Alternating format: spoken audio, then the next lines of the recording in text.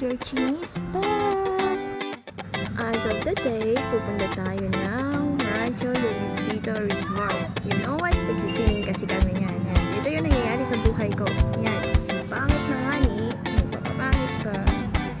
And syempre nakita nyo naman yata kanina na suot ko is all white and syempre Army, I'm a BTS fans. You know. Yan na, nagbe-makeup tayo ng sunscreen na parang na nga tayong ewan ni MM. Ang laki pa talaga ng pimples ko dyan mga mi. Sa totoo lang, oo nga pala, wala akong tulog niyan. At least 2 days. Tulog naman 2 hours lang. Ano ba naman? Kapi's life. Kapi lover kasi ang person. Kaya, yun ang nga nangyayari sa buhay ko. Inaantok. So, nagpapakita nga siya kasi tapos yung makeup niya, babe. And, ayan na.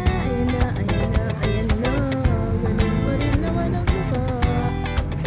And, eto naman, nag-a-apply na tayo ng ating face powder. Na, akala mo yung face powder talaga. Pero, oo, face powder siya. Pero yung gamit ko kasi dyan is, yung sa makeup na kabilang flash. Ginawa ko face powder. Kaya na, maglalagay din tayo ng sa mata. Para sa mga eyeballs.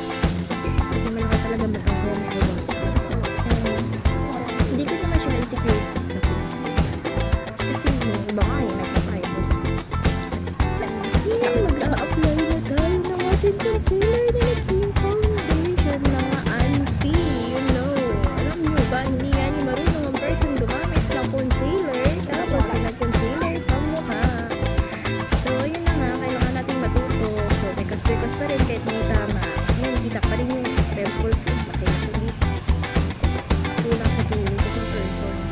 Ayan na, namikas niya na. Akala mo ba'y kinaganda niya? Pangit pa rin naman pala. Pasakip-takip ka pa ng camera. Hindi, sobrang